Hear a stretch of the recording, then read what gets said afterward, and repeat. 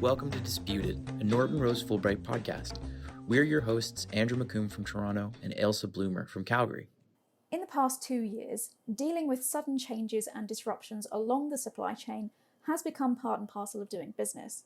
But in having to pivot quickly and make adjustments to address short-term bottlenecks, companies have little time to assess the longer-term liability risks. As well, companies also now have to manage social liability issues in addition to the legal liability risk. So in this discussion, we talk about some key issues our lawyers are seeing arise when businesses are forced to make adjustments in their supply chains, and how these risks can be managed, from recall plans to force majeure clauses, indemnities, and due diligence strategies. We welcome back Randy Sutton, a previous guest speaker in our Class Action Trends episode. Randy is the global co-head of our life sciences and healthcare industry group, and he has represented clients in commercial, class action, environmental, franchise, and product liability and recall matters across Canada. Joining Randy is Kaitlin Smiley of counsel in our Vancouver office, and Kaitlin's practice focuses on complex commercial litigation, class actions, product liability, securities litigation, and insurance coverage matters.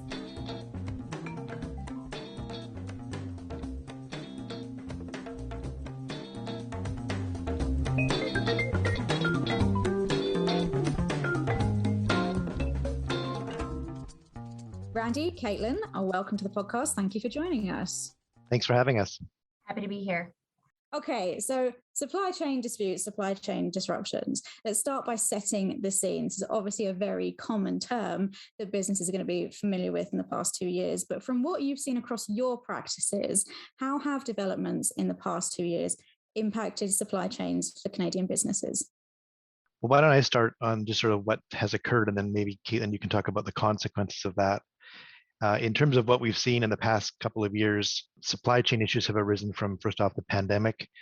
I think 75% of companies have reported supply chain disruptions due to issues around COVID-19. We're seeing, in particularly in the area that I work in life sciences, about 72% of U.S. entities actually import active pharmaceutical ingredients from outside of the United States, for example. So as borders have closed, as jurisdictions have shut down, you've seen significant issues there. Political issues, obviously, Russia-Ukraine conflict is creating issues. We're seeing, right here in Canada, extreme weather events, and then also significant rise in cybercrime, cybersecurity issues, which have given rise to issues such as the Colonial Pipeline shutdown and those types of, again, supply chain disruptions. And I think, in terms of thinking about the supply chain and how complicated it is, one of the comments that I've heard, one person was that, it takes 30,000 parts to make a car, but if you're missing one part, you don't make that car. And so from that perspective, the disruption in the supply chain is significant, and these events certainly have given rise to issues. And Kaitlin, maybe you want to speak about the consequences of that. Yeah, thanks, Randy.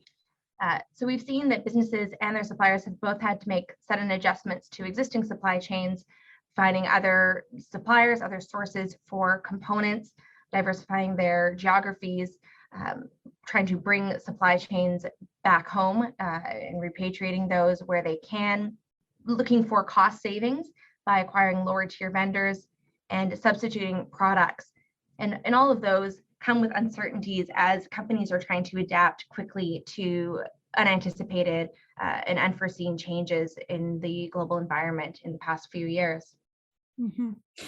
And so with that, with all the changes that you are referring to, the adjustments that are having to be made, different companies having to source different ingredients, like you mentioned, around in the life sciences sector, what legal claims are these giving rise to? What are the nature of claims that you are seeing and the types of supply chain liabilities that are cropping up as a result of these adjustments?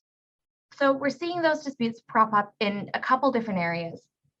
First are obviously when you have these supply relationships that are existing, you often have contracts that are governing those, and where a supplier isn't able to fulfill their obligations under a contract, that's resulting in disputes.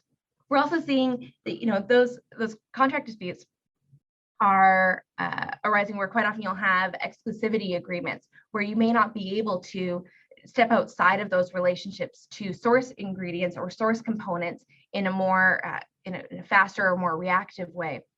There may also be intellectual property aspects to some of those disputes and into some of those relationships where you have specific suppliers who have specific industrial knowledge or intellectual property knowledge that makes it difficult to find alternatives in the short term. In a non-contract sense, there are obviously issues when you are adapting quickly and finding new suppliers, and you may not have the opportunities to do the same degree of due diligence. On the contract disputes that you mentioned, Kaitlin, along the supply chain with regards to exclusivity agreements or intellectual property, are we seeing a multi-jurisdictional aspect to those claims too? I'm assuming that contracts in supply chains aren't all consistent when it comes to governing law. So are clients experiencing difficulties with determining what jurisdiction those contract disputes are heard in?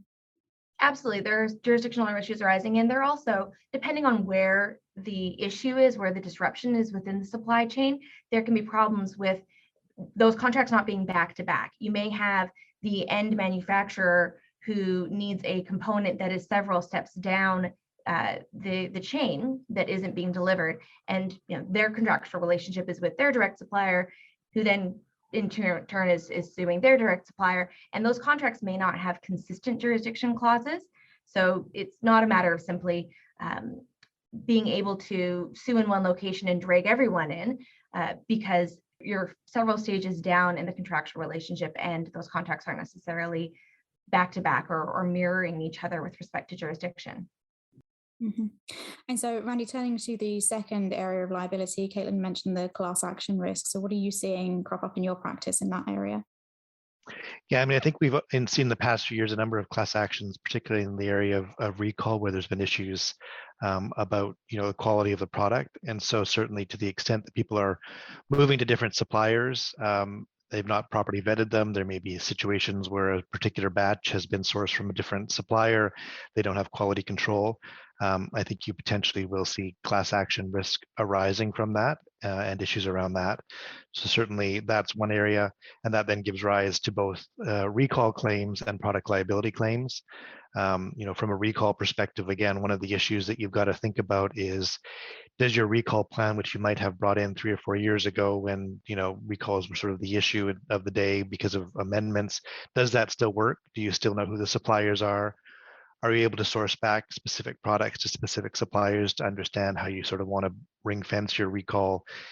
When regulators are asking, who'd you get this from? Are you able to identify that? So again, that's also from a recall perspective. Can you deal with a recall effectively and efficiently if you change suppliers, if there's been disruptions and you're either not aware of them, or you're not able to sort of track back exactly where the products came from? And that is a significant issue, particularly across borders, where you often have cross-border recalls and you're dealing with those types of issues.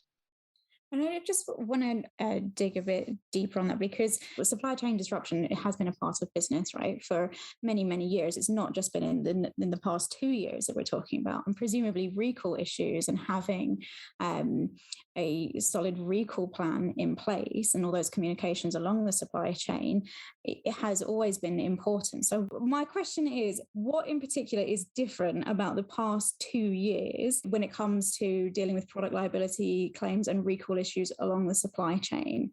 What new dynamic are companies having to deal with now? Well, I think a little bit of it is in terms of knowledge of where your product is coming from. Going again right up the chain to in the car example, the 30,000 products that sort of come down to make the car. Do you know where all those products are coming from, or have your suppliers source them from a different supplier? In the context of your supplier, have they had to put in a different ingredient because they couldn't source an ingredient that gives rise to a different issue as it relates to the product itself? And even just sort of the more practical realities, if all of the information is now coming in electronic form as opposed to hard copy waybills and documentation, have you retained that somewhere if you need to access that for the purpose of a recall? When you're doing a recall, if everyone's working remotely, do you have the team available to be responding, and how do you deal with that? So again, I think the issue in the past couple of years is that there's been a lot of disruption, and so the existing recall plans and practices that you might have vetted and done 3 or 4 years ago, they simply might not be reactive at this point. And I think there's also uncertainty as to where your supplier may have got stuff on the supply chain, which is critical to a recall because you need to understand, what is the issue, and how do you identify what products that you're selling are subject to that issue. And if you can't identify that because you don't know who your suppliers are or they've modified their supply arrangements unbeknownst to you because of the pandemic, there's just a lot more fluidity and uncertainty, I think, around the process. Going back to something that Kaitlin was talking about on the contract side, I mean, and to your point, Randy, about people now needing to keep a very close eye on what their supply chain looks like and what their relationships look like and how well they're documenting everything. I mean, parties who rely on a supply chain put a great deal of effort into figuring out what their contingency plan is going to be if something goes wrong. And I'm thinking about force majeure clauses and what value they have in these circumstances. I mean, it's a little bit more than cliche now to refer to the current situation as unprecedented times, but with so many overlapping disruptive forces, what do we think of the value of force majeure clauses, and how are parties to a potential supply chain dispute able to take advantage of them or defend against a party taking advantage of them? I would say, just in terms of force majeure clauses generally, I think it's one of those things that as drafters of contracts and even litigators, you just never really focused on. It sort of was in there as a boilerplate. I think what we're seeing now is that there's complications around them. What exactly is a force majeure? The Canadian courts, for example, apply a high threshold when determining the applicability of the clause. And there's questions as to what actually gives rise to that. So what you want to think about from a risk management is what constitutes force majeure. Can you identify specific circumstances and provide more detail around that particular clause, as opposed to relying on simply the boilerplate language that's specific to your supply chain and specific to your business? What I've seen just in my practice is a lot of businesses recognize that everyone's struggling. They're trying to work together collaboratively to deal with what is unforeseen. Again, there are contractual rights and remedies that people can rely on, but in my practice, I've seen people try to negotiate and deal with things in an amicable way. But again, in the future, who knows if that will be the case? And I think certainly if there was more certainty in your clauses, it would allow people to be more able to deal with things more effectively in terms of a dispute, or at least having some more clarity so you can negotiate from a stronger position if that issue arises. Yeah, it's interesting. It seems like, I mean, I'm thinking of the analogy of in the M&A context, material adverse effect clauses that are now sort of more commonly consistently building in COVID-19 language into the disruptions that are possibly contemplated. And just to your point, being really clear about what we're thinking about when we think about force majeure, as opposed to just handing down some provision that's been in 100 contracts prior.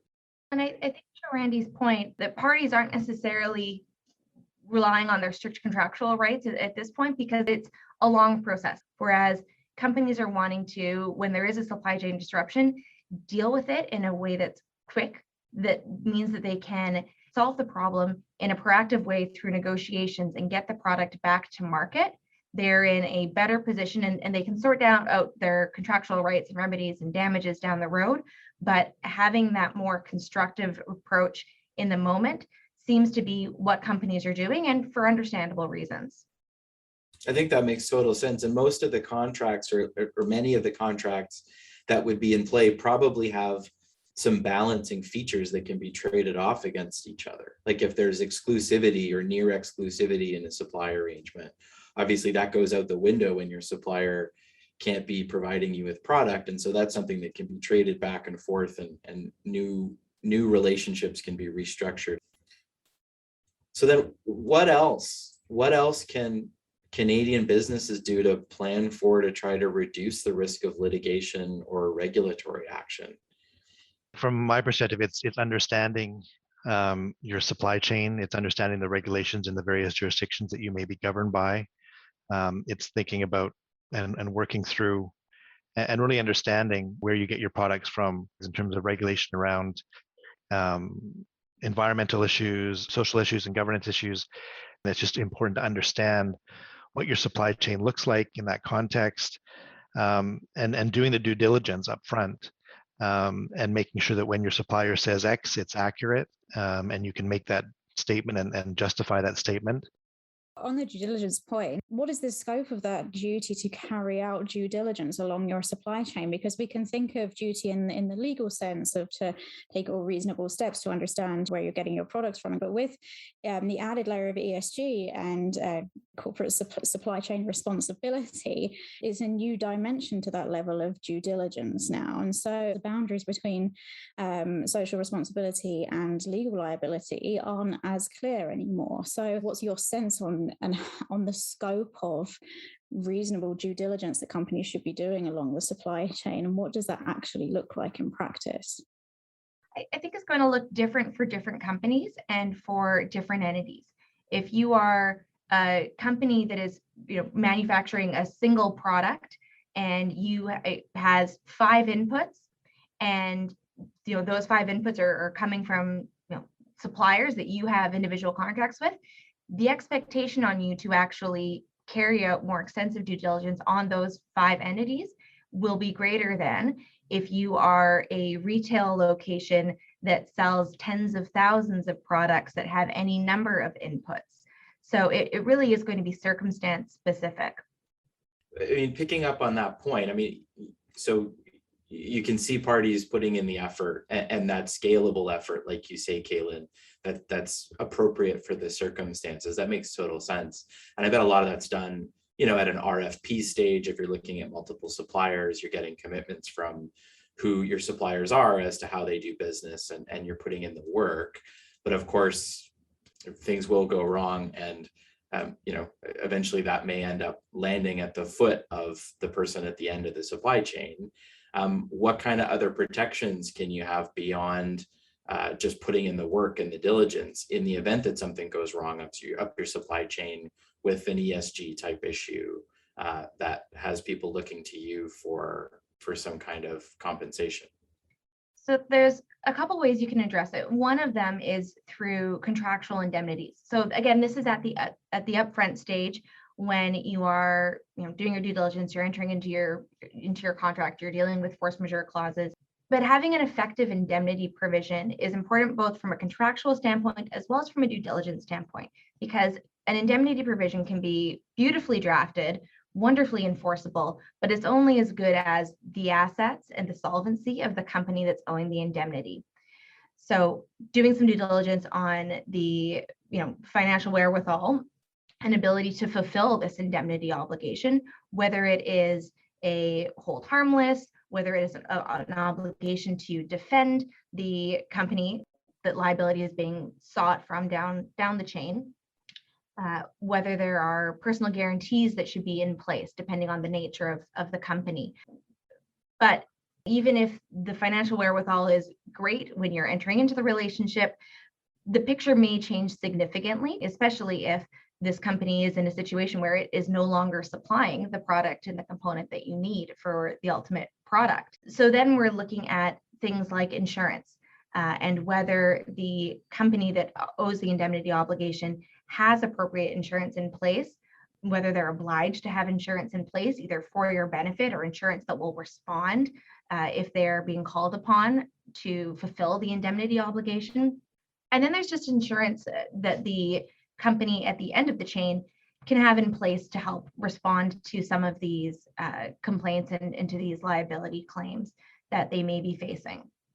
And that's why it's critically important to document your due diligence. I mean, if we're at this stage, obviously there's media attention and there's public relations and there's customer issues that we're having to deal with, but best position the defense of the company at the end of the day, documenting the due diligence, making it more than just a checklist as part of any corporate due diligence, but actually giving some meaning to the questions that you're asking there, to the level of scrutiny that you're applying to those responses, giving it some sort of air of reality check. Mm-hmm. Yeah. And when you're doing your due diligence, to what extent do you need to understand the differences between different markets that you are operating in and make an attempt to bring some consistency back to the domestic market that you're selling your product in? I mean, I think the regulatory standard in your home jurisdiction is the one that I think you want to focus on, because that's the sort of standard of care that a regulator is going to expect, particularly in terms of the supply of products.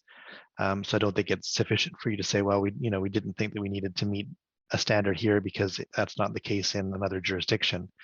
And so that's why I think it's important to understand what the regulatory standards are in that jurisdiction, how they compare to your own, and if there are meaningful gaps, then making sure that the supplier knows that, we don't rely on that, and this is what we need you to establish. And we have a third party who does testing, and unless you can comply with that testing and show us that it meets the standard that we need to comply with, we're not going to buy it.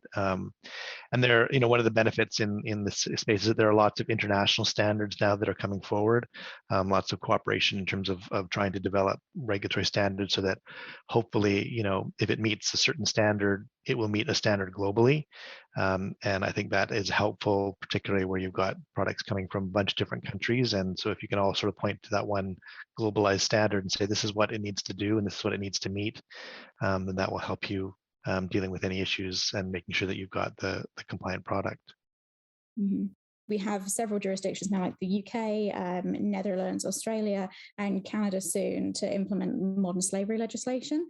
And it seems to me like we have several different laws that companies could be trying to deal with in managing or trying to comply with human rights due diligence legislation. Will we see, in the same way that we might have consistent standards for food and pharmaceutical products, will we see that perhaps in the human rights context, or are we still going to be dealing with multiple modern slavery regimes in different jurisdictions? I mean, I think it's too early probably to say it. I think the challenge, and when you look at sort of regulatory issues, we even look at them in Canada, is there's always sort of the little change in the wording in one province versus another province, and does it fall within this category here, that category there? It's hard to come up with harmonized legislation across even Canada. We've seen that in a bunch of different areas, and so whether we can do that globally is an open question. But I think, from my perspective, the devil often is in the details, and there could be subtle variations which we'll need to ensure we're complying with and we're focusing on. And so I think it will take a long time for there to be an ability for us to say, well, we've got one global standard on those types of issues that everyone is complying with. And given the world right now and the fractured nature of many things, I think it's going to be difficult to bring that to the fore and get that to the point where we have an international standard on some of those types of issues. And so I think you'll have to look jurisdiction by jurisdiction. Mm-hmm. So sometimes we end these episodes by asking our guests to tell us if they notice any interesting trends, or if they're watching out for anything developing in the law in this area in particular. Is anything you guys want to flag going forward as an area of interest?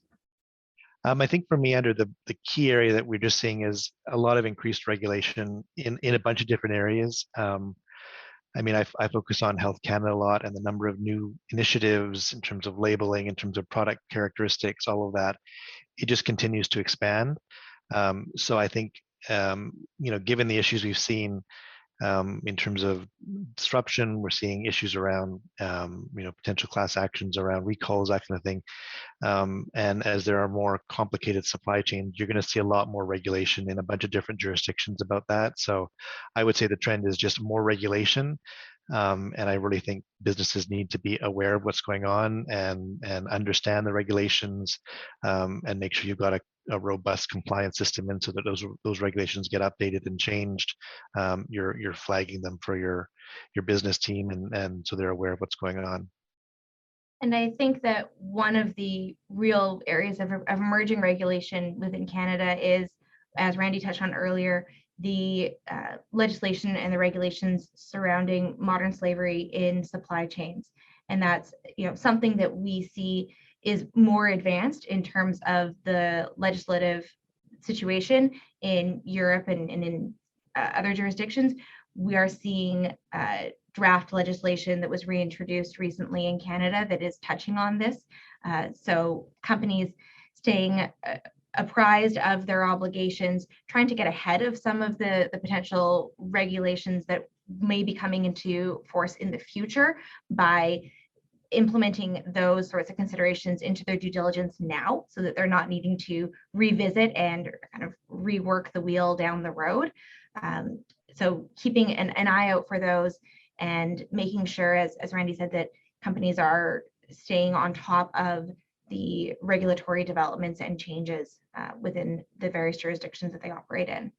That is a perfect segue, because we have episodes in our production schedule doing a deep dive on modern slavery legislation in the future. So that is very exciting, and it's a perfect tip off for what we have in the pipeline. But for this conversation, Kaitlin, Randy, thank you guys so much for joining us. Our pleasure. Thank you. Thanks. We hope you enjoyed this episode of Disputed. If you'd like to find out more about this topic or how to contact our guests, please visit nortonrosefulbright.com/disputed. Also, if you have any questions, feedback, or topics that you'd like us to cover in a future episode, please do email us at disputed@nortonrosefulbright.com.